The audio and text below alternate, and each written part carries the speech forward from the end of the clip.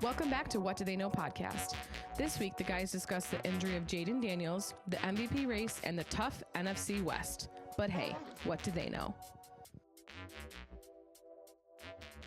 What do they know? Well, we are about to find out. Welcome back, ladies and gentlemen, to the What Do They Know podcast. Week 9 in the NFL season is in the books, which means we're what? Does that mean we're halfway through the season? Yeah, over. Yeah. Golly, where did it go? I don't know. Saints are 1-8. As far as I know, this is going way too slow. Just get it over with. Get it over with. That's funny. Oh man. Well, how was your week, man? Yeah. Besides, your crappy football team. Yeah, it's hard to ignore, but I mean, they dictate my Sundays, but it is what it is. I try to make a do with my Fridays and my Saturdays. Go out to eat dinner or whatever, but that's basically it. It's very tranquil right now. I'm just looking forward to my vacation. There you go. Same. Yeah. Love it. Update. Ooh. What Do They Know pod is going on the road. Oh no. We're going to the Baltimore. Jets and Ravens game. Baltimore. In a few weeks. Yeah. So we're going together, driving up, going to go see the Jets at the Ravens. So maybe we'll get some content either before, during, after, put something out there for you. But looking forward to that. We're going to freeze our butts off. It's the Sunday before Thanksgiving, so it's going to be cold. Yeah, November what? 21st? 23rd. In Baltimore. In Baltimore. Yep. So we're going to drive up. We're going to go. I got some cheap tickets. Actually, even before the season even started, I just didn't know who I was going to go with. I thought I was going to go with my wife. Mm-hmm. She can't go, so bringing the next best thing. Absolutely. So, What Do They Know pod, hitting the road. Hitting the road. So look for that. What is that? That's going to be probably week 12, I think. Yeah, the week after the Saints bye. All right, so that'll be fun. I'm looking forward to that. But what do you got for us this week? Top stories. Yeah, top stories. I got a couple of injuries that are basically headlining for me. First, obviously, this Jayden Daniels injury. I mean, it dislocated left elbow. It's disgusting. It's just sad to see for Jayden Daniels fighting back from an injury to really try to turn around the Commander season before everything spiraled out of control. And I mean, this whole thing is kind of leading to the discussion of when to pull your quarterback or when to pull your starters, really, when the game is already out of hand. I mean, when he got injured with 7 and change left to go in the game, in a game that's well out of hand. It was 38-7. 38-7, yeah. So, I mean, it was very pointless to have him out there. At this point, honestly, I mean, it's debatable about when you pull your starters, exactly how you're going to pull your starters. Do you pull them out one at a time? Do you start with, or do you just do a complete overhaul of just putting your second stringers all at once? To me, obviously, we all love the great comeback, the great stories about, and that's how you build a quarterback builds legacy. But when you're down, 31 points in the fourth quarter, there's no legacy to be built there. To be honest with you, there's really no chance to come back in a game like that. So I mean, Dan Quinn, he's owned up to it since then, saying it's on him. He should have realized sooner that he should have pulled the starters, and he said it was going to be their last drive anyway, and he just wanted a lot of zone reads anyway, nothing to put players in peril or anything like that. But I mean, every play, anything can happen, and as we saw, Jayden Daniels is a scrambler. He's looking to get some yards, probably try to get in the end zone, and then it just happened to be one of those unfortunate sequence of events where he gets twirled around. He tries to stop the momentum, and his arm just bent the wrong way. So to me, it becomes a whole discussion of when to pull your starters. And for me, honestly, if it's 25 above starting the fourth quarter, I'm not even putting my starters in the fourth quarter. And if you have the ball and it's 25 less, maybe I'll give them a drive. But besides that, there's no way I'm putting my quarterback in there with 7 and change, down 31. There's nothing to gain from that. Yeah. So first of all, your RG3 comparison from earlier in the year is starting to look better and better. Unfortunately. Yeah, unfortunately. For Dan Quinn, to me, that's a borderline fireable offense. Yeah. Your franchise, the guy who your team, your franchise is built around, 38-7, 7 minutes left in the game. What are you doing? I was listening to Good Morning Football this morning at the gym, and I admittedly I fell asleep. I didn't watch the game. I didn't watch the second half of the game. I didn't see the injury. But they were like, dude, the drive before you had 4th and manageable from the 50-yard line and you punted. Like you clearly, even the coaching staff, by making that decision, had effectively given up on the game. Right. So why is he still in there? Yeah. And to your point, he owned it. Dan Quinn owned it and said, I've been thinking about it all day. It was a total miss on me. It's 100% on me, which is, good for him for owning it. But golly, dude. Now, I mean, I've heard 5 to 8 weeks. I've heard the season. I've heard a whole bunch of different timelines. So, I mean, that might realistically be the last time we see Jayden Daniels this year. Yeah. Which is crazy because I think he's only played in 3 or 4 games out of the, 9? Out of the 9 games, 8 or 9 games that they've played, he's barely played at all this year. Yeah. Yes. So it's a tough goal for him. It's another prime example of how everything has to go right to win in the NFL. Mm-hmm. Yeah, and everything did go right last year for the Commanders, and I mean they had high expectations and high aspirations coming into this year, and obviously you're trying to give, I guess, Jayden Daniels reps, I suppose, if that's how you want to look at it, coming off a quad injury. But I mean, it's just it's not necessary to put him out there in that circumstance. Yeah, the FedEx Field, I mean, as far as I'm concerned, is cursed. there's just too many oddball things going on with that field that honestly, if there's no reason to have your quarterback or any starter out there, I'm pulling them.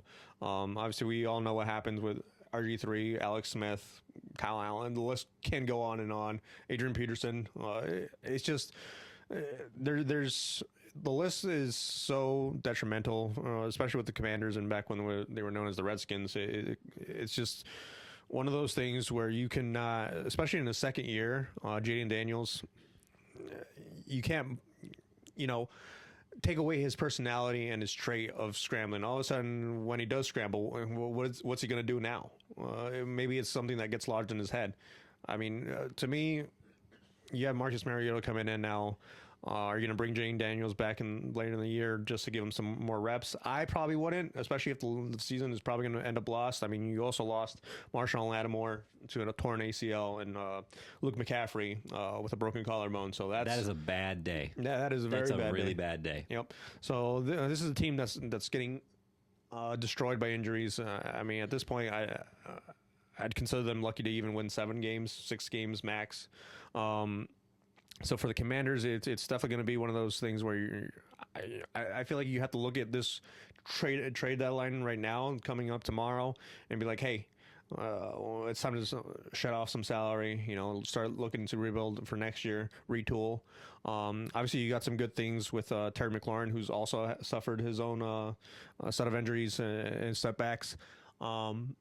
And I mean, Deebo Samuel was out for a game or 2. It's just one of those things where nothing really lined up for you, and you just have way too tough of a schedule down the road. I mean, you're the NFC East. You still got the Eagles, I feel like, twice. The Cowboys again. I mean, it's not an easy road for the Commanders. So to me, it's time to pull it in and start looking forward to next year. Yeah, I agree completely. Yep. And then so my second injury, and this one goes with the Packers that is a little bit of an enigma to me because they've now lost to the Browns and the Panthers. But Tucker Kraft tore his ACL. That to me is a big thing for the Packers pass offense in general. Tucker Kraft has 6 touchdowns, which is tied for 4th in the league. That's basically Jordan Love's go-to bread and butter in the red zone. Obviously, Luke Musgrave is going to be the next man up in terms of the tight end position, but he's only coming into week 10 with 9 receptions for 88 yards. Unlike Tucker Kraft, who had 32 receptions for 400 plus yards. So Romeo Doubs, Kristen Watson, their usage is going to definitely spike up. Matthew Golden, he's going to have to start, being a little bit more reliable on that pass offense compared to what he's been the first half of the year. But yeah, Tucker Kraft, I feel like is a big blow to that Packers offense. Obviously, they're more of a running team. I feel like they want to be more of a running team, like with Josh Jacobs. Obviously, he's got a touchdown streak that goes on since the moon. It's just one of those things where if you do get in a shootout, however, like who is your go-to guy now? Romeo Dobbs, Christian Watson. It's a nice 1-2 punch, but is it really the 1-2 punch that you want to survive in the playoffs? I'm not exactly sure. I think Tucker Kraft definitely was a little bit more of an X factor. Luke Musgrave, we're definitely going to see a little bit more of what he's made of, because Luke Musgrave and Tucker Kraft were both drafted in the same year in 2023, second and third round picks respectively. But Luke Musgrave was picked with that second round pick, so you would have imagined he would have been the guy who should have elevated his play to be what Tucker Kraft was to this team. But I mean, they're definitely going to give him a deeper look now. But yeah, especially with this team that just got ran over by Rico Dowdle and the Panthers, inexplicably, to be honest with you. Probably the two worst losses of the season. It's like, I don't understand. It makes no sense. Yeah. I mean, you go out and beat the Lions week 1, and then you down the road you lose to the Browns and the Panthers. I mean, then again, the Panthers do have a winning record. They're 5-4. I don't know how. Panthers are also a very weird team to me. They are right up there with like the Falcons. I feel like the Falcons and the Panthers are like right there in terms of weird teams that you don't know what you're gonna get, but somehow they find ways to either win the game or lose the game. But regardless, the Packers are an interesting team to me because they are a Super Bowl hopeful, and they are my Super Bowl pick to come out of the NFC, but without Tucker Kraft, I'm a little curious how they're going to develop as an offense from now on. So both of these first two stories line up perfectly with one of my overreactions, and so I'll just say it now. One of my overreactions was going to be that the Packers needed to trade for either Zach Ertz or Mark Andrews. Okay. The trade deadline tomorrow, right as we sit here, as you guys listen to this, probably tomorrow, it'll be hours before the trade deadline. Mm-hmm. Zach Ertz on the Commanders, we just talked about why they need to be sellers. Yep. Mark Andrews has his role has fallen back since Isaiah Likely has showed up in Baltimore. Obviously, he had a huge game Thursday night, so that's kind of tough to trade a dude after you have two touchdowns, whatever it was. But his name is floating all over the place for trade rumors. I think that either one of those guys would be a phenomenal fit to replace Kraft, and while they wouldn't be a 1-for-1 replacement, it would be a very adequate pass catcher, a veteran in that locker room. It would be a really nice fit. So for me, I would love to see them go out and make a move for a tight end tomorrow. Yeah, that makes perfect sense to me. Yeah, I mean, Lamar Jackson, how happy is he going to be if you trade Mark Andrews, especially in a division like the AFC North where it's kind of in your grasp now. Dude, it's totally there. Like it's there for the winning, for the taking. I mean, it's a little weird to say because they're sitting at 3-6, but the Steelers are 5-3, and they're kind of like even though they just beat up the Colts a little bit yesterday, I feel like it's a very fragile 5-3. So for me, they're frauds. Yeah, I still think they're frauds. I agree with that. So for me, the Ravens, they have, even though 3-6 is not a position you want to be in, I feel like they are in the driver's seat for the division somehow. Yeah, I agree. Even though it's weird all the to say. analytics that they showed Thursday night during the they all have them favored with a losing record. Yeah, it's so weird. Halfway through the season. Yeah, it's crazy, but I can't say that I totally disagree with it. Right. So we'll see if they decide to be moderate sellers and if Green Bay takes advantage of that. Yep. All right, awesome. So for me, my top story is how exciting the NFC West is going to be the rest of the way. Extremely competitive division. I would say it's probably the best division in football right now. Okay. So we have Seattle and the Rams both at 6-2, and then the Niners, who are somehow patching it together at 6-3. Right. So Seattle's coming off an absolutely dominant win last night over the Commanders. Sam Darnold looked amazing. Jackson Smith and Jigba is having a career year, far outpacing any other receiver in the league with targets, yards per game, yards per catch, any stat you could throw out there. He's completely dominating. Yeah. Matthew Stafford for the Rams has 9 touchdowns in his last 2 games. Kyron Williams ran for over 100 yards yesterday. So both teams are just clicking, and both teams have great offenses and phenomenal defenses. And God forbid the 49ers get healthy. I mean, good Lord. So I'm very, very excited to see how that division shakes out, and it's going to be really competitive football the remaining 9 weeks of the season. Yeah, I mean the only other division I can kind of stake a claim to competitive is the NFC North. To be honest with you, you got the Packers, Detroit, Minnesota's at 4-4 right now, and then Chicago is somehow a surprising team. I mean, do I think they're for real? Probably not. They're also frauds. But I mean, they're still putting up decent fights. I mean, putting up 47 points against Cincinnati, but at the same time, that is still pretty impressive as an NFL team overall. But yeah, going back to the NFC West, I mean, those three teams, I mean, they all have something in common, and that's potent offenses and really legit defenses. So all three of those teams are very complete teams. 49ers withstanding with their health. But I mean, as long as you have Christian McCaffrey on the offensive side of the ball, I feel like you can sneak one here and there. Obviously, we discussed him and his important role within that 49ers offense a couple of weeks ago. But yeah, Jackson Smith and Jigba is just putting up a light show right now with Seattle. Sam Darnold obviously found some sort of connection with him starting prior to week 1, and it's just carried on. I don't even know if he had this sort of a explosive connection with Justin Jefferson last year. I feel like this is a whole new level. It's pure dominance. Yeah, it's. Yeah, like Justin Jefferson was really, really good last year, but Jackson Smith and Jigba I feel like he's just that much better this year with Sam Darnold, with the same quarterback at the helm. But yeah, in terms of like the Rams, Matthew Stafford is just Mr. Steady right now. Puka Nacua is putting all pro numbers. Obviously, he's had a little bit of a health issue. Yeah. He had a little bit of a health scare yesterday with his ribs.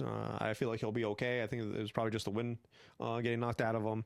I was watching that game, so obviously it was against the Saints. But to me, all three of those teams are just overall complete teams, and they have the coaching as well. To really make a playoff push and maybe cement themselves into like an NFC Championship game. It could be an NFC West an NFC Championship game at the end of the day. I mean, I would not be surprised if it was two of those three teams fighting to get to the Super Bowl on NFC Championship Sunday. So it's scary how good that division is. Yeah. Unfortunately for the Cardinals, sinking there. I mean, it's not like they're bad. They've been competitive. It's just that they cannot put the pieces together like the other three teams have. They've lost. Side note about the Cardinals: they've lost their 5 games by a combined 13 points. That's crazy. So you flip. They're a good team who can't finish, who can't win games, right? So even them, they're a tough out every week. We're getting ready to watch them against the Cowboys tonight. I think it's going to be a really good game. I really think that all 3 teams that we mentioned, the Rams, the Niners, and Seattle, they're all getting in. I really do. Because it's hard to say that the 49ers can't keep this up because we're halfway through the season and they continue to win. Yeah. So, I mean, we could play that game like, okay, if 3 teams are going to make it in from the West, who are you kicking out? That would be fun. Because right now, for me, it's easy. I think there's only one team getting in the East. And that's the Eagles. Philly. The Commanders aren't getting in. The Giants aren't getting in. Cowboys are the only team that I would maybe consider making an argument for. Yeah. And then you still get 2 teams out of the North. So to me, I don't see that even as that much of a reach. Right. If you had, I didn't tell you I was going to do this. Pick one of those 3 teams. Who do you think is going to win the division? Out of those 3 teams? As a right. Oh, man. Out of those 2. So finishing third, I'd probably pick the 49ers to stay at third. And then it comes down to Seattle or the Rams. For me, I'd probably go with the Rams, to be honest with you. I really want to go with the Rams because I love Matthew Stafford. I picked them to win the division. Picked them, I think, as my 1 or 2 seed. But I think it's going to be Seattle. Really? I really do. I think that they have Njigba.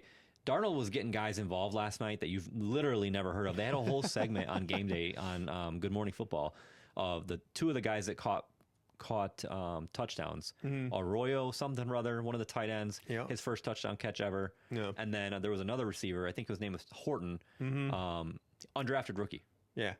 Never caught a touchdown pass before in his life, and Darnold's just slinging it to these dudes. He got 2. Right. Yeah. So, I don't know, man. I want to go the Rams, but my head is saying Seattle. They are very similar teams, both of them. I mean, Kenneth Walker, Kyrie Williams are basically and Charbonnet is having a really good year. Yeah. Balancing out with Kenneth Walker. Yep. And Puka Nacua, Jackson Smith, and Jigba, Stafford, Darnold. I mean, offensively, I feel like these teams are just way too similar. You can flip a coin, and then defensively, I feel like they both schematically know what they're doing, and they have playmakers on throughout their defense. So to me, it's a straight clean wash. You could flip a coin, and honestly, it'd probably be just as right as trying to analyze it and trying to pick one using whatever method you want to use. But to me, I'm just leaning on experience with the Rams, seeing as they've been there, they've done that sort of thing. Sam Darnold.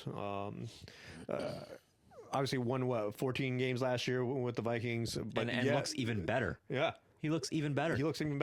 So it's rough to argue against or for one. To me, you can't go wrong with either pick, to be honest with you. To me, they're both legit teams that are going to be a tough out come January. Yeah, agreed. So my next story, I tied it in intentionally. It has a lot of the same names that we just talked about. Okay. But the fact that we're only halfway through the season, it'll kind of work itself out. But for me, right now, halfway through the season, this is the most amount of legit MVP candidates that we have that I can remember. So I wrote down 7 names. That I think you legitimately could make an argument that they are the MVP. Okay. So I'll go over them. You can tell me yay or nay, and then you can tell me if I left anybody out. Okay. So number 1 is Matthew Stafford. Okay. Yeah. You can't. 9 touchdowns the last 2 games. The dude is absolutely slinging the football. He's an MVP candidate. Yeah. Baker Mayfield. We already talked about him at length. Love me some Baker Mayfield.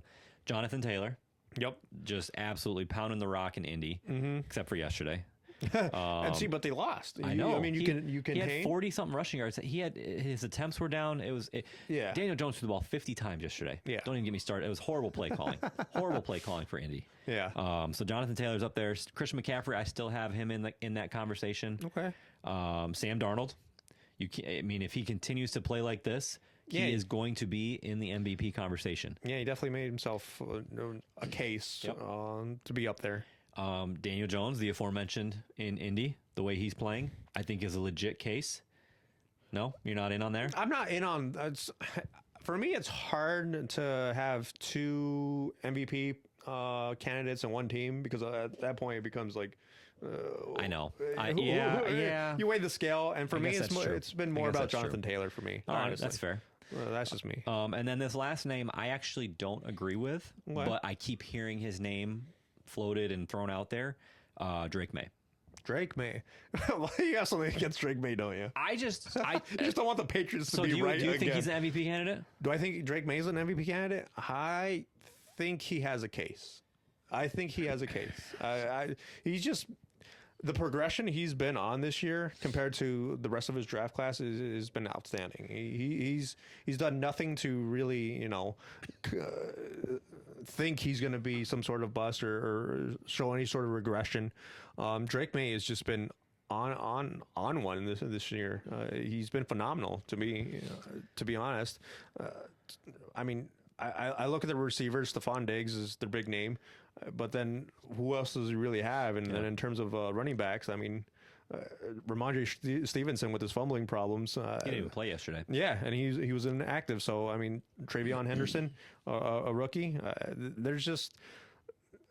Mike Vrabel's a heck of a coach, and that defense has really been playing up to par to a Vrabel defense. It's just one of those things where, obviously, we've talked about how MVP is kind of a quarterback reward, but Drake May is just leading arguably the best team right now, and he's the best quarterback on the best team. It just comes down to that sort of mentality. But for me, Drake May hasn't really done anything to not be in that conversation. He's not turning the ball over. I mean, I have him on fantasy. I would know. So I think they're the worst division winner right now. Division leading team. Division leader by far. Okay, so wow. I'm just gonna just listen for a second. Okay. They won yesterday against the Falcons by 1 point because the Falcons missed an extra point. Yeah. They beat the Browns. They beat the Titans. Okay. They beat the Saints. Okay. They beat the Panthers. Okay. They lost to the Steelers. They beat the Dolphins, and they lost to the Raiders. I would argue that their only impressive win is against the Bills. Yeah. They're right I'm now. okay Prove me wrong, but I think they're frauds. I'm okay with the logic of they haven't had a tough schedule.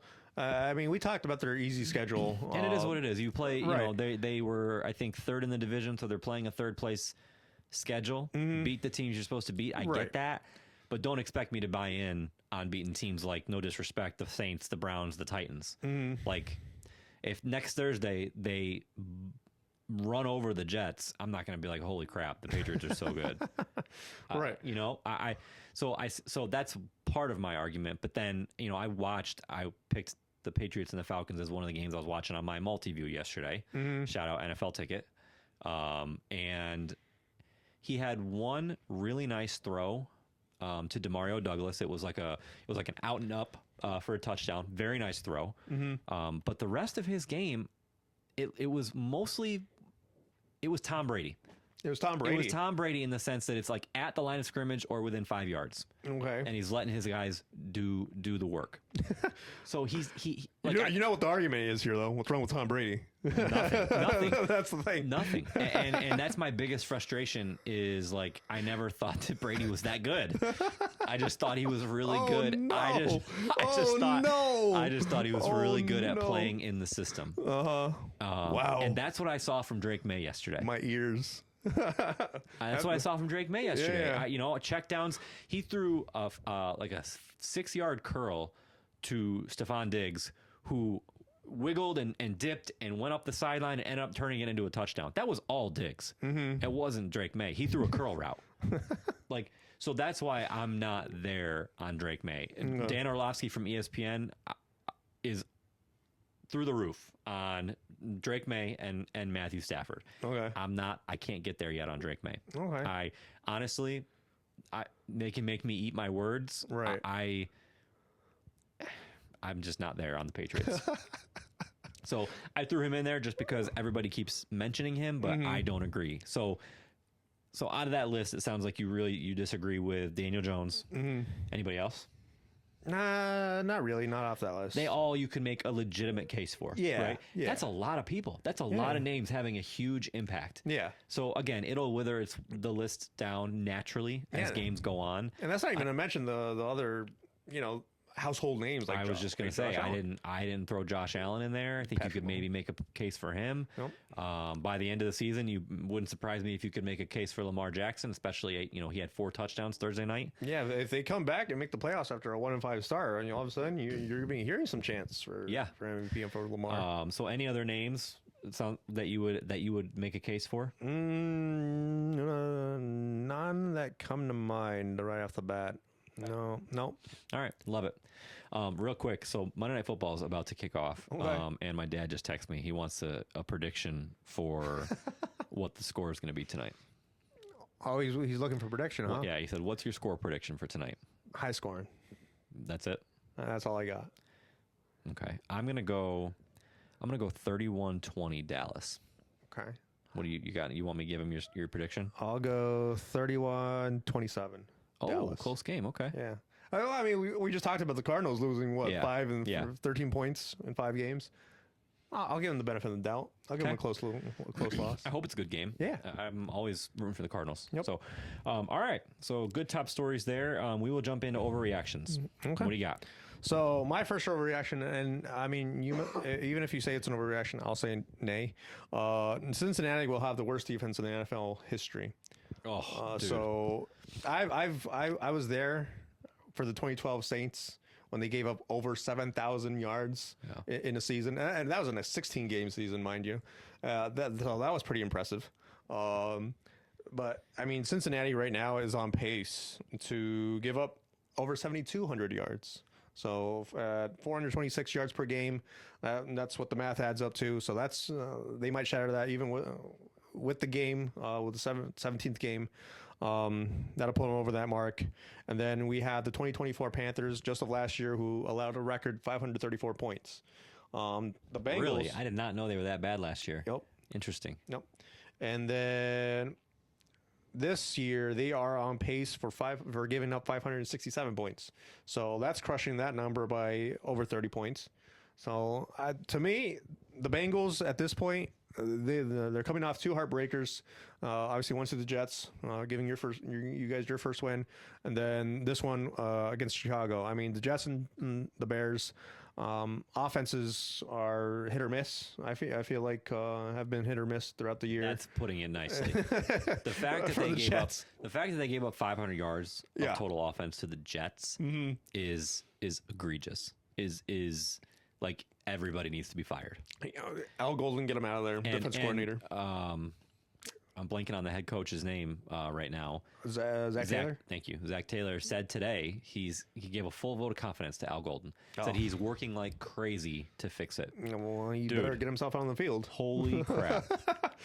Like, and it's getting to the point now where, like, I'm sure you heard Jamar Chase walking back to the locker room yesterday saying, we needed one effing stop. Yeah, one stop. Chase Brown in the locker room was F-bombing left and right, talking trash about the defense. Like, it's getting to the point where things are going to start falling apart. And I would even make an argument that if they could improve a minute amount, 10%, they would be in the conversation for the division because their offense is unreal. Yeah, and even with Joe Flacco. Even with Joe Flacco. And we just talked about how that division is still up for grabs. Yeah. Seriously, one small change, whether it's a trade, whether it's a technique, I don't know. I don't know enough about why they suck so bad, but it's right there for them. Right. Which is crazy to say considering it's Joe Flacco. Yeah.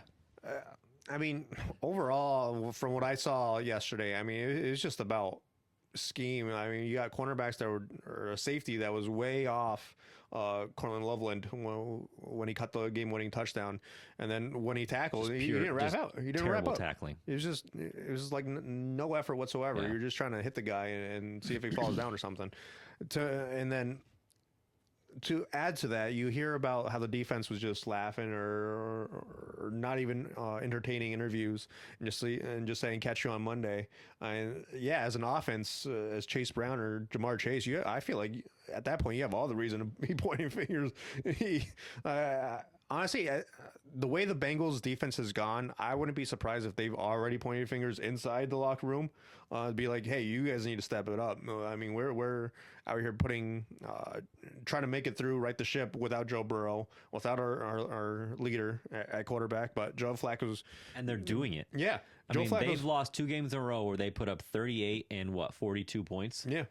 That's ridiculous. That's insane. Yeah, that's unheard of. But yeah, and now we're starting to see that they're pointing fingers out with the media. Honestly, you always want to contain what you leak out to the media, and you want to keep everything indoors. But I mean, at some point, if your defense isn't taking the accountability and all that seriously, what choice do you have but to kind of voice your frustrations to someone that, like the media, that does have some level of control for perception and all that. Obviously, the coaching staff isn't really riding the ship. Management isn't riding the ship. I mean, if you're the GM, I'd be shipping out everyone who was part of that defense yesterday and shipping them all out for any sort of draft pick and letting any undrafted rookie come in and be like, you know what, let's see some heart and hustle out here. But yeah, from what I saw yesterday from that Bengals defense was just atrocious. I mean, when they recovered that onside kick, I thought to myself, there's no way they're losing this football game right now. You just do not recover onside kicks anymore. And when they scored the touchdown to take the lead, I was like, okay, this is making sense. And then they left Caleb Williams a little bit less than a minute to go the length of the field. And it was just poor effort, poor technique, poor everything in terms of trying to contain a lead in the last minute. It was just putrid. It was shockingly bad. Yeah. And the Bengals were my upset pick this week, so thanks for that. Thanks for that. Appreciate you guys. So update. 31-24 Dallas is my dad's prediction. Okay. So no, not looking good for the Cardinals. But what do we know? What do we know? You got anything else? No, that's it for my All right. reaction. So this one is going to hit a little close to home. I apologize. Oh. Alvin Kamara is washed. Nah. He needs to retire. Oh, retire. He needs to retire. Retire in general. He's not even producing. He's producing nothing. He's just a body out on the field. So I don't have his stats for you, but I have from a fantasy perspective what he's done the last 5 weeks, which really paints you a picture. So the last 5 weeks, 9.5, 12.6. Okay, probably a couple catches. 5.9, 6.5, and then yesterday 0.7 fantasy points. 0.7. He had like 20 something yards, and then he had a fumble loss. Oh, the fumble. That's right. So I think this is 2 weeks in a row now where I have given up on him. I stopped playing him. He's riding the bench from here on out. Actually, if one of my waivers goes through this week, I'm dropping him. Yep. It's time to start looking. He's done. Yeah. He is done. And I really thought when Kendre Miller got hurt that maybe like, okay, he'll have more touches. He'll be able to get more in the flow. And dude, he looks slow. Yeah. And I told you this off air a couple weeks ago, but like from watching them, and you will be able to tell me what you saw yesterday from Shuck, but Rattler was just not using him as a check down. Yeah. Where from a fantasy perspective, that was where Kamara's value really was. Yeah. As he would get legit 4 to 6 catches per game, just checking the ball down, and then would take him for 5 to 10 yards each time. Yeah. Where Rattler did not do that at all. I don't know what you saw from Shuck yesterday. Based on that stat line, I'd say probably not. It looked more or less the same. To me, it's all about scheme right now. I'm not sure what exactly Kellen Moore is trying to do with this offense, to be honest with you. They're not really running the ball. They're not even attempting to run the ball, and that's the unfortunate part. I don't know if it's because the game is just getting away from them. I feel like they've been in most of the games in the first half of the year. Obviously, they had a few heartbreakers the first, 5-6 weeks. Lost by a touchdown or by one possession to the 49ers, to Arizona. But at the end of the day, it just feels like they're not really trying to run the ball. And they're trying to pass the ball heavily with Rattler and now with Shuck. And the problem with Rattler and Shuck is they don't really have the touch right now to pass a deep ball and to elevate the defenses and to allow those checkdowns, because right now whenever they try to check it down, there's a defender right on Alvin Kamara every single time. I don't think I've seen Kamara have space when he catches a football to like really turn up field and try to use some of his slipperiness to gain an extra 5 or 10 yards, make a move or whatever. But it's like as soon as he grabs the ball, he's getting tackled right away. And I feel like that's something schematically is weighing down on the Saints offense. There's just nothing really there that makes sense to me at this point. And unfortunately, I don't know how much of a leash I can give Kellen Moore right now, because honestly, it just does not look pretty with either Shucker or Rattler on there. Yeah. It's just been, plug and play. It doesn't matter who's in there. It just feels like it's a stagnant offense that doesn't really have anywhere to go. It's, when you don't have a run game and you're just throwing the ball, even if that's because of you're getting outscored or whatever, especially by the Rams of all teams, at some point you got to at least try to bring some sort of balance to your offense, and I just don't see that from Kellen Moore's offense right now. Yeah, I got nothing for Kamara. I got no hope. I mean, they're never going to trade him, right? He's too much of a household name. He's like Cameron Jordan. Correct. Yeah, he will retire a Saint. Yeah. But I don't know that any team would take a flyer on him right now. Probably not. So I'm done with him. Stick a fork in him, and so that's he's washed. Drop him, unfortunately. No. So I had one about Green Bay, which we already went over. I actually had a third one. Ooh. Now I want people to hear what I'm about to say. Oh no. Okay, because listen. I don't want people to say like, oh, he's talking about both sides of his mouth. He's contradicting himself. Yeah, this and that. Why? Last week we had a whole segment on how the outcome of the Chiefs, or at least my opinion was that the outcome of the Chiefs and the Bills did not matter. Right. Right. And while I still think that that is the case, one thing that I will say, right? So when you watch teams, you look for like something that stands out or something that's different from years past. Okay. Right. And I think there was one clear difference yesterday to where I'm not saying that I'm all in and I think this is going to happen. Okay. But if the Bills are able to knock off the Chiefs in January, it's going to be because of Joey Bosa. Oh, okay. Joey Bosa yesterday played like a man possessed. That was the best version of Joey Bosa that we've seen, definitely in a Bills uniform and in years. Right.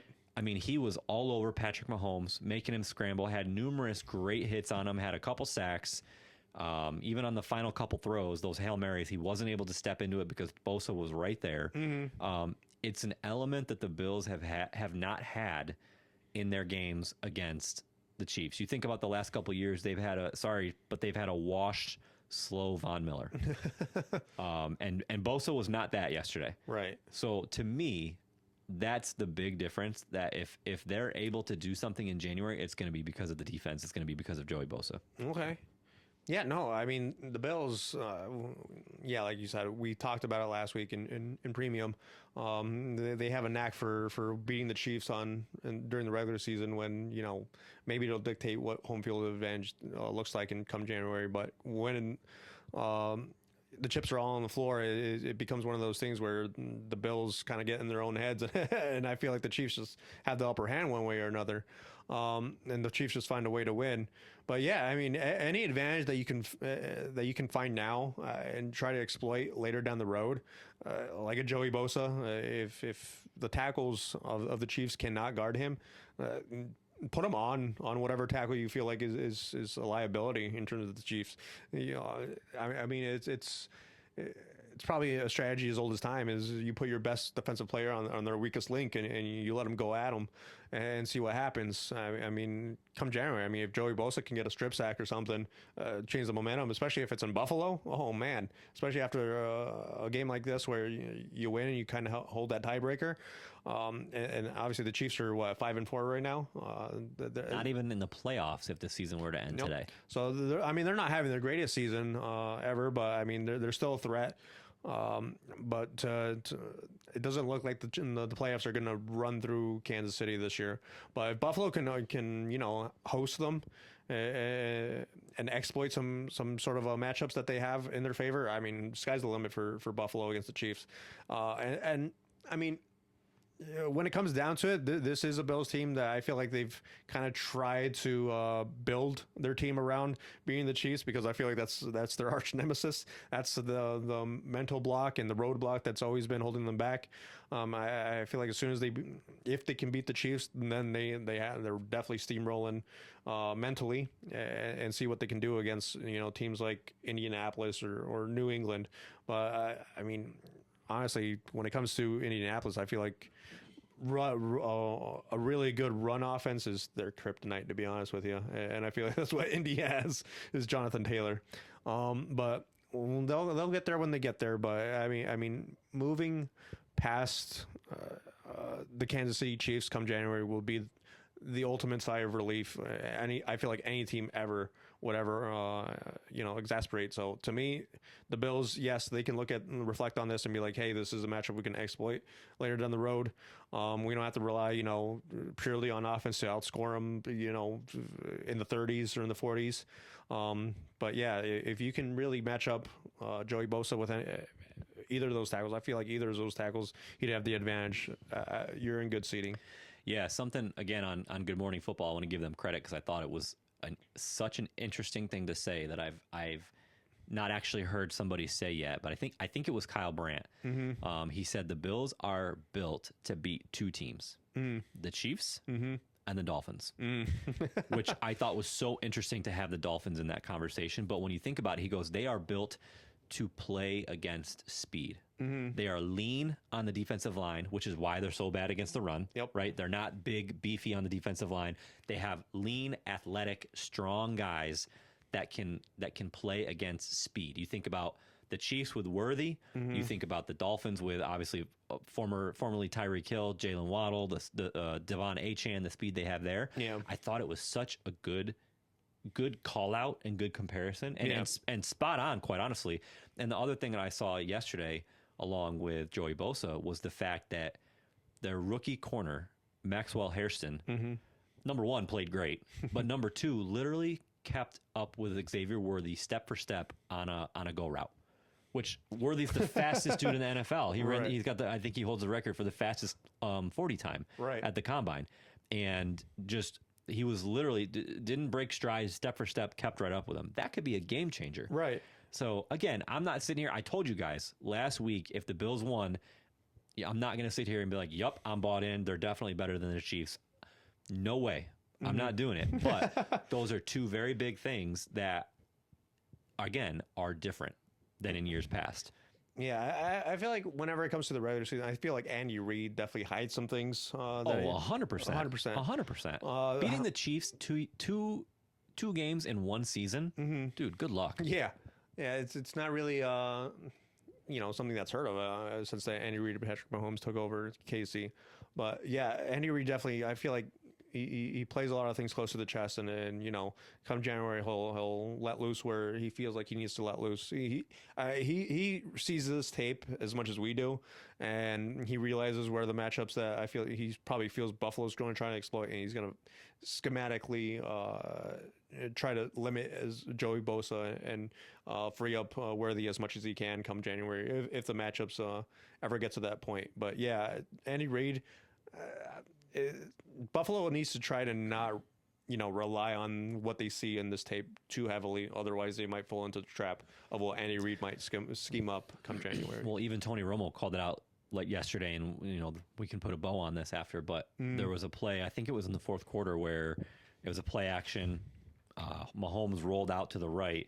He had Kelsey have like a delay, almost like he was going to pop out for a screen on the left-hand side, to where Bosa stopped rushing, backed up as if he was going to play the screen. And then Romo was like, all they're doing is they're resetting the pocket. They moved the pocket to the right and gave them more separation and more time for Joey Bosa.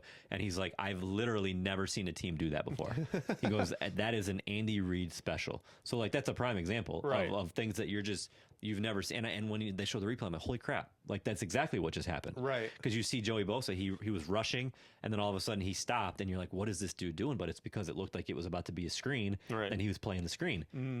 Unbelievably genius from Andy Reid. So that's why, it's so tough to beat the Chiefs once, let alone twice in a season. Right. Who knows if it'll happen? But those are two things for me that really stuck out that I think you have to be encouraged if you're the Bills or a Bills fan. Because my brother-in-law yesterday was like, dude, they're cooked. Their defense is bad. He actually questioned if they were even going to make the playoffs before yesterday because of the defense. And the defense only gave up 21 points. The defense looks great. Yeah. 2 games in a row. They gave up 9 points to Carolina. They gave up 21 to the Chiefs. Yeah. So who knows? Maybe brighter things to come for the Bills, at least on defense. But they're definitely very interesting yesterday. Yeah, they're definitely looking to put things together defensively. But I mean, the loss of Ed Oliver, though, maybe that'll show later in the season. But I feel like that's a big loss. But overall, I feel like they're always mentally prepared for the Chiefs. It just becomes a mental awareness come playoff time. Agreed. All right, so we are going to do a quick, just a mid-year recap where we either brag a little bit or we make fun of ourselves a little bit. We're halfway through the season. Some things that we do preseason predictions and breakdowns leading up to week 1. We have some bold takes. We have some good takes.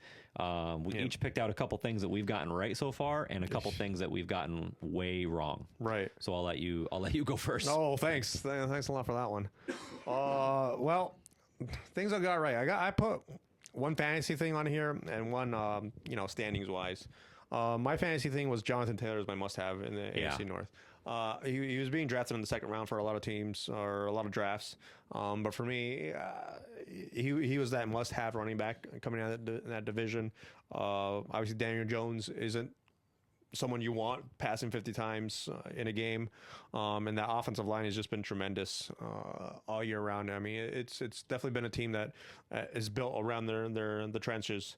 So to me, it has all the makings for Jonathan Taylor to really explode, and he has for the most part this year. I mean, he's number one running back in terms of fantasy wise, averaging over 26 points a game. So to me, Jonathan Taylor as my must-have was something I got pretty spot on.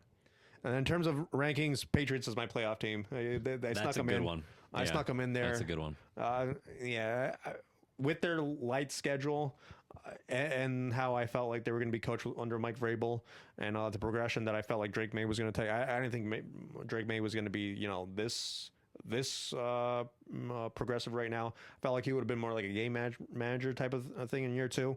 But the Patriots being a playoff contender and almost, a division contender in the AFC East, that's something I'm glad to say I kind of foresaw. I liked what I saw and what they did in the offseason, and with their light schedule, like I said, all the cards kind of lined up for the Patriots. Whether this continues next year, we'll see, because especially if they win the division, they're going to have a lot more competition with division winners. But yeah, as of right now, that's my good prediction in terms of division leaders. And in terms of things I got wrong, Cardinals win the division. That was rough. I mean, we talked about it earlier, 13 points, 5 losses. They've been in it. The problem is they just cannot finish for the life of them. Kyler Murray, I don't know where you go. He's done. Get him out of here. Honestly, he's getting traded after this year. They're already talking about it. I'm seeing articles all over today saying that he won't get traded tomorrow because of health, but he's going to get traded in the offseason. Yeah, honestly, his Arizona days should be done. Whether you move on from Jonathan Gannon or not, I don't know. I don't think so. I don't think so either. You move on from your offensive coordinator, that's for sure. What's his name again? Drew Petzing. Petzing. Yep. So to me, that's your next step. Where you go with quarterback, I'm not exactly sure. Maybe you look at the free agent market, see if you can pick up, someone looking to rebound like a Sam Darnold or Daniel Jones, something that you envision as a bridge quarterback, but maybe lights the world on fire next year. I mean, this franchise could really use something like that, because I don't feel like they're far off from really being a competitive football team. I feel like they already are a competitive football team. But that's why I say you don't make the move with Gannon. Yeah, they're playing tough. No, they're playing agree. really tough. They just had a really nice fourth and goal. Yeah. Against Dallas just now. Yeah, I don't. This is a man who I don't feel like has lost the locker room at all. I mean, honestly, I feel like when Kyler Murray leaves the Cardinals, I feel like it's going to be one of those things where all of a sudden reports about players being happy that Kyler Murray left the team is started popping up here and there. Kyler Murray was this, Kyler Murray was that, and one thing after another. But that's one thing I got wrong. And then my stay away from was Puka Nacua. I did not foresee this whole, Matthew Stafford kind of had aching back coming into the season. Health was an issue. A big concern. Yep. Yeah. And then Devontae Adams coming in. Last year, Cooper Kupp and Puka kind of split games about, who was the primary target and who was getting fed, the red zone targets by Stafford. This year, there hasn't been really a question, as long as Puka's been healthy. I mean, Devontae Adams has had his lion's share, his fair share of touchdowns in targets, but I mean, it's been the Puka Nacua show for the Rams for the most part. I feel like if anyone has taken kind of a backseat, it's been Kyren Williams, to be honest with you. Yeah. Agreed. Yep. So I guess that's how they found more touches for Puka. But yeah, Puka, before he got injured, was averaging over 27, close to 28 points per game in a PPR league. So Puka Nacua, for me, staying away from obviously was not advised, but at the same time, obviously he got injured. But still, he's been having a tremendous year, and that's someone that I shouldn't have stayed away from. Yep. So both my correct predictions are fantasy football related. My things I've gotten wrong were actual like divisional stuff. So I had Jackson Smith and Jigba as my must-have coming out of the NFC West. Okay. I was spot on there. We already talked about him, the year he's having. I mean, he's leading receivers in every statistical category, having an absolute breakout year. And then if you remember, I went on somewhat of a rant about how I thought that Dak Prescott was a real sleeper in the NFC East to have a really, really good year. Yeah. I said they might not win a lot of games, but I really think that he's going to have a great year. Right. And he is. Yeah. So I feel really good about those. Yeah, if they had a better record, he'd probably be up there in the MVP race. discussion. Absolutely. Yeah. And then the things I got wrong, I had the Colts being atrocious this year. We both did. So I feel like a lot of people could make that case. Yeah. I looked back. I had them finishing in third, only ahead of, I can't remember who. I think it was the Jacksonville. Jacksonville. Oh, you know what? Or Titans? Okay, pause. Pause, because that's even worse. I had the Titans finishing in second in the division. I thought the Titans were going to be like a sneaky team this year. I really did. Now that I'm refreshing my memory, I had Houston, the Titans, the Colts, the Jags. Yeah. So that whole division, I destroyed that division. I destroyed that division. So got that way wrong. Yeah. And then I had the Falcons winning the South. I really thought that they were going to be a much better, more consistent team. Yeah, they still show flashes of being a good team. Yesterday, offense, Drake London, 3 touchdowns. Penix looked good, but then you miss an extra point, you lose the game. Yeah. It's just brutal. So they're not going to win the division, and I definitely got that one wrong as well. Yeah, it's definitely going to be the Bucs. Sorry. Correct. Correct. Yep. Speaking of the Bucs, why don't you go with your power rankings, sir? Speaking of the Bucs, they are third on my power rankings. But so last week, a bunch of my teams lost, but that's the problem. That's the problem. Who do I go down? And honestly, the Colts were due for a little bit of a letdown. It just happened to be against the Steelers. I mean, it's a team with a winning record at least. Nothing to be ashamed about. So I kept the Colts at 1. I can't dock them too much. It was just one of those things where I feel like everything just got away from them. We'll see if they rebound next week. Have the Patriots at 2. I was debating whether to move the Patriots up to 1, but I'd say, God. Yep. I know you would have had an aneurysm out of that one. So I kept not even in my top 5. Well, that is your opinion, good sir. But Pats at 2, Bucks at 3, 6-2. The Bucks are just quietly, doing their own thing. I feel like they're just going to be scary at the end of the year with Baker. Number 4, the Broncos. They're on a 6-game winning streak. Houston's defense is elite. Houston's defense is legit. Let me Probably get that out of the way. top 2 defense in the league. Yes, agreed. And then C.J. Stroud. I mean, I feel like if C.J. Stroud didn't go out with that concussion, I feel like they would have won. They would have won. Yeah. To be honest with you, but I mean, the Broncos, they have a knack of just playing to par of whatever their opponent is, and then sneaking one in at the very end of the game. I mean, that's not a recipe that you want to survive on, but I mean, it's working for them right now. But I got them at 4. And the number 5, I got the Rams, 6-2. I mean, everything that they're showing is just tremendous. Them and the Seahawks. I mean, like we talked earlier, you can flip a coin. I wouldn't argue with either one of them. But yeah, with the Packers losing to the Panthers, they definitely had to drop off a little bit. Okay. Yep. Awesome. So I moved up Tampa Bay. I had them number 2 last week behind the Colts. I have them number 1 for me. So again, you kind of said just quietly plugging away. Yep. They're going to be coming off a bye next week. Hopefully they can get healthy. They have some injury stuff going on too, but they're still finding ways to win. So Tampa number 1 for me. And then my 2 NFC West teams that I talked about really took a big jump for me. I got the Rams number 2. I got Seattle number 3. The Colts I kept in my top 5. So they're sitting at number 4. And then I have Buffalo number 5. Buffalo. So big win against Kansas City. They're yeah. Like we talked about, Buffalo is built to beat the Chiefs, but the problem is, are they built to beat anybody else? And I'm kind of scared for Buffalo and how they're gonna show up in January when they meet some of these other teams that are not as a little bit more big bodied than Kansas City is. I'm not sure where to go with Buffalo, to be honest with you. Okay. So I'm retiring from our picks. You're retiring. I'm done. Stick a fork in me. I'm Alvin Kamara. You're Alvin Kamara. I'm Cam Ward. I'm a bust. By the way, all you guys that just ate me alive on TikTok for my Cam Ward take, dude, I got brutalized for my Cam Ward as a bust take. You got hit with like a bunch of sticks, dude. And, which I told you, I'm not even mad about because that just means people are listening. Right.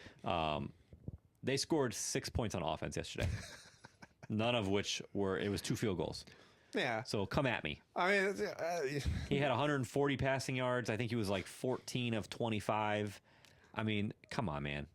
Like, you also have to look at who he's passing the ball to. I don't think he has. I don't think I can name one receiver he's got. Yeah. Besides, like,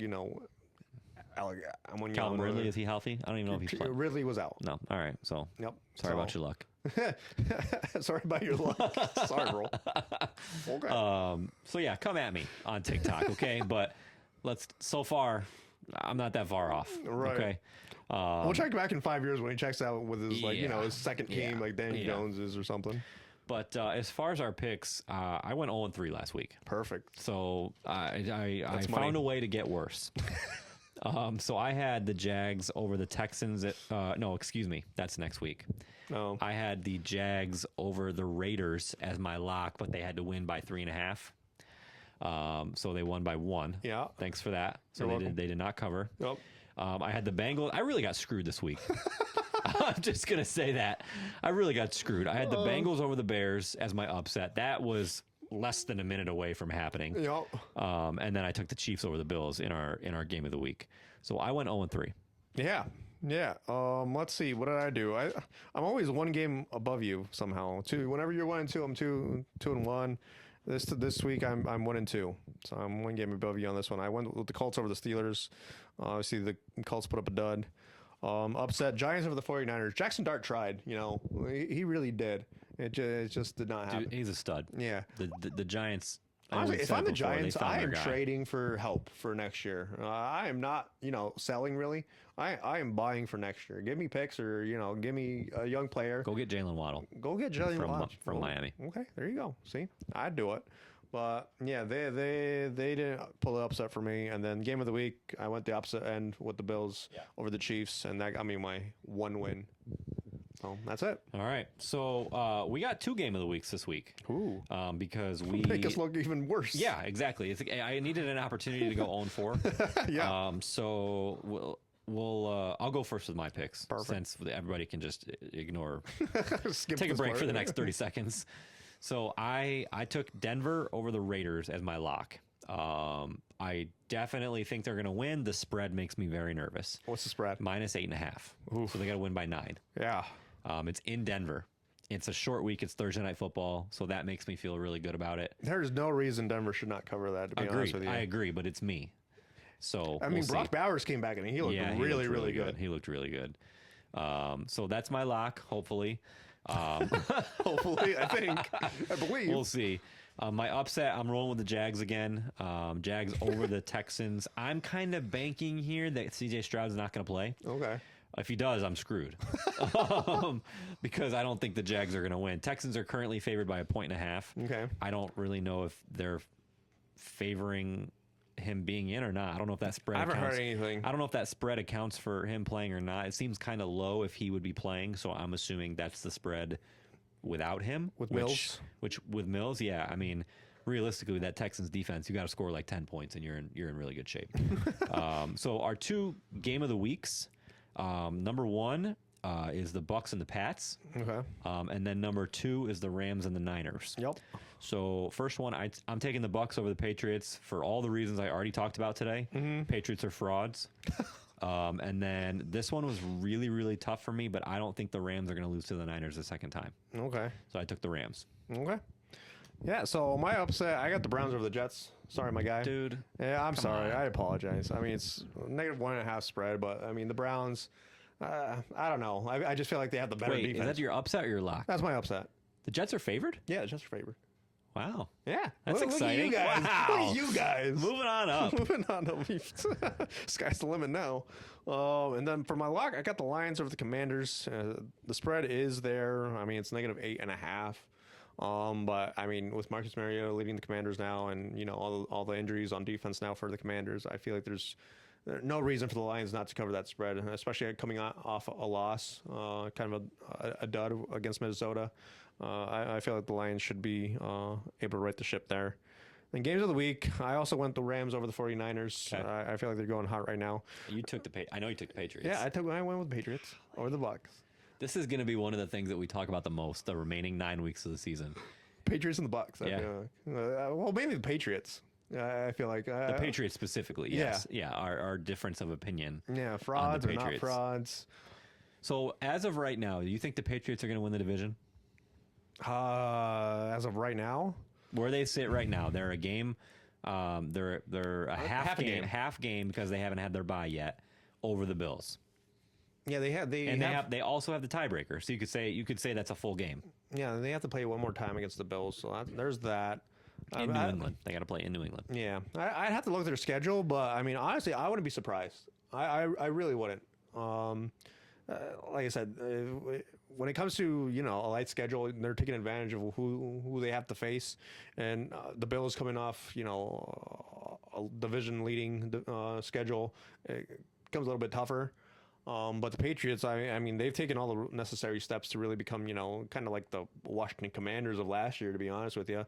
They have the young hot quarterback and then, formidable defense to kind of lead the way to get you a little bit far in the playoffs. I don't see why not.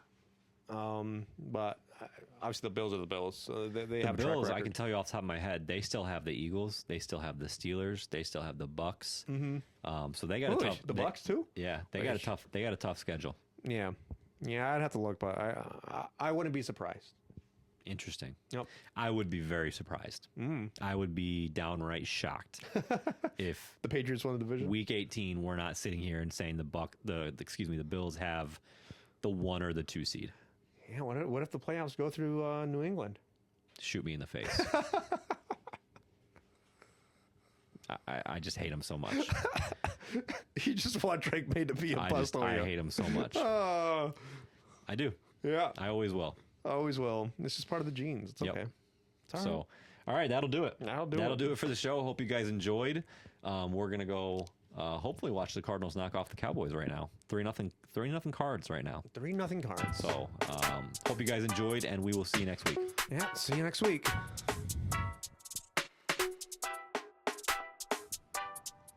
We want to hear from you. Stir up some conversation or controversy and reach out to us on our social media platforms to add to the weekly conversations.